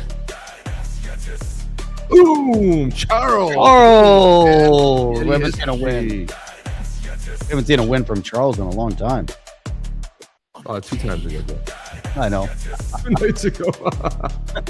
Charles is back in 2026. You know, not messing with him, man. He's back. He's back with a vengeance. He took a little bit of time off. He was like didn't win for like 4 months. Man, and then bam, he's back in all the of a sudden. Bro, all of a sudden he's a winner. Have your wallet. Just want to make sure you're present here. Winner. Be present to win. Charles even here? Charles still here? I think he should be here. He was here earlier. Badass Yeti. Gotta be present to win, though. That's the thing. You can win multiple times. You gotta be present. So we need to hear from Charles. It's definitely rigged. Rigged from the start. Well, if we don't hear from Charles, I mean, you gotta be present. Okay, now I gotta go to the YouTube. Let's see if Charles is logging in. What if Charles is here? He just won last week. Yeah, we know. We know he's here. We gotta hear from him though. You want a badass Yetis of the Blue Tribe last week. I just won last week. Are you saying you want to give it up, or are you saying you want to accept? You can claim it. You can claim it, or you can forward it. If you want to pay it forward, claim or forward. We either roll, say pay it forward, roll, pay it forward, choose someone, or claim it. Yeah, man, it's your choice. You got. This is not 20 seconds. This is a third party. It's pay it forward. Okay, pay it forward to whom? Is it a roll? Pay it forward, or we'll roll it? Should we just roll it? We'll go ahead and pay it forward. Nice, Charles. Appreciate that. We'll go ahead and we'll pay it forward. Let's go ahead and roll it. Hang on. So Wait. Get it ready, Jeff. I was in the YouTube. So ready? It was a little bit loud, but yeah. There we go. Ready? Yeah. Here we go, guys. Gonna draw again. See if you're in there. Let's go. I say rigged if we're drawing again. Charles is a good dude. He's gonna like to pay it forward. So knock it off. Pay it forward. There it goes. There it goes. There it goes. Where it lands, nobody knows. Oh, there it goes. Oh. There it goes. Crypto Wealth. Look at that. What did I tell you? He was telegraphing it with his wallet there. He already had his wallet up there. Oh, is Crypto Wealth still here? Somebody is. Yeah, he's here. What if oh, he it bet? was, it was Crypto Wealth right there. Ray Rum was trying to do it as well. Oh, look at that, Ray Rum. Crypto Wealth needs to be here. Rigged. Crypto Wealth is here. Send it, Jeff. All right, we're gonna send it to you. Congratulations. Thank you, Charles, for being a good dude and paying it forward. That's awesome. Winning is Belgian ever. Hell yeah. You're a Belgian correspondent on the ground. You're one responsible for on the chain over there, giving us all the infos, as they say. Direct input from winning is Belgian ever, baby. Coolest Belgian ever as well. So we want to make sure to say that. It's crazy. I can't find him in the chat. Hang on. I'm sure I already have it. By the way, while you're looking at that, Jeff, you want to see what happens when you come by and you try to flip your neighbor off for having a Trump flag? Oh. Check this out. This is what happens when you drive by somebody, flipping them off, giving them a bird because they have a Trump flag. Here's what happens. There's the bird. And, oh, jeez. The guy's not paying attention as he's flipping off the neighbor about the thing, and he hits the parked car. This is the greatest. There he is. See him with the bird? Screw you. And watch him hit the parked car. That's what happens when he gets out of the car. Oh, no. I don't have one address for Crypto Wealth, and I can't copy the one that's there. It's not showing up. You got the one right here. There it is. I got it. He just posted it again. I got it now. It's been in here. You posted it. Oh, I know, but it wasn't coming up, unfortunately. All right. In the YouTube. While you're doing that, Jeff, I'm going to go ahead and play a little meme on what happens when Trump takes Greenland. Here we go.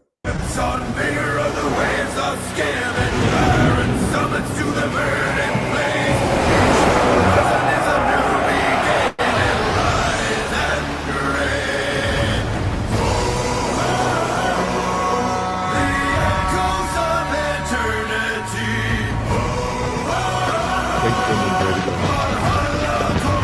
Trump dresses like pulling up with the money. Of destiny.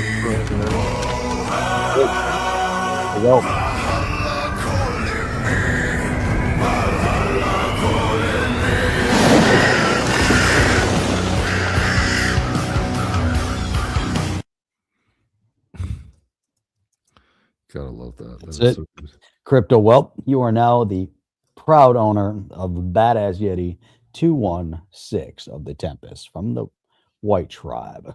That's it. You are the winner. You are winner, chicken dinner. You gotta love that. That's a fantastic. And you want to see, Jeff, what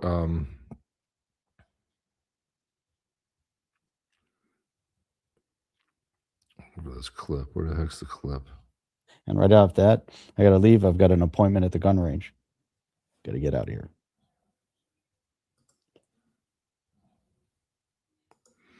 All right. So two last things, Jeff. This week, the new symbol, the mark for the Democrat Party was rolled out, and here's what it looks like.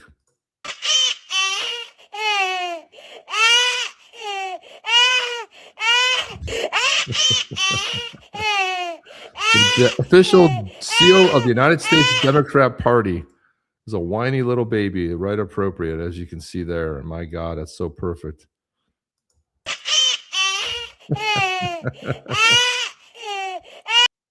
I don't know who does these memes, but they're fantastic. They really are. 2 wins for 2026. I'm back. The G, my typing today sucks. There you go. Thanks, guys. All right, listen, one last thing, guys, before we go. This woman posted this up on X. Listen to this. Video? No, it's bananas. The picture I'm about to show you is pretty controversial. Wait for it. They finally surfaced photographs of Donald Trump grabbing up. Here it comes. And I'm disgusted. He is supposed to be the president of the United States, and yet this is what we have. We have a guy that goes around grabbing pussies. Of course, it's shaking hands with Macron, with Newsom, with all the Mamdani. That's so funny. Gotta love it. You gotta love it, man. You gotta love it. It is right on. And unfortunately, we get really long today, almost 2 hours, guys. We had so much stuff. Did I miss the discussion? You missed a lot of discussions. If you just popped in right now, you can always rewind. But we did talk a lot about XRP. Went through a lot of market type stuff with XRP. We do 20 minutes on crypto, and the rest of it's geopolitics. We actually did longer, about 30, 35 minutes on crypto, and then we go to geopolitics. I think it's the only crypto geopolitics show out there that's focused because they're connected. Decentralization equals freedom, and that is not that is a concept embraced worldwide by everybody. And now, guys, I will say this. Jeff, anything you want to say before we go? We'll be back tomorrow night. We're going to be back tomorrow night, 8 p.m. Eastern Standard Time, only here, only on the chain. And you want to tune in for the two guys that are right on pretty much everything, then that's it. Not saying any names, Jeff, but here we are. Right here we are. And if we're wrong, keep it to yourself. Keep it to yourself. And that happens once in a while. Not always perfect. Nobody's perfect. Okay, guys, we'll see you tomorrow. See you on the next one. Chip and Jeff out. Are you down with OTC? Please like, subscribe, and click the bell to be notified when the next video drops.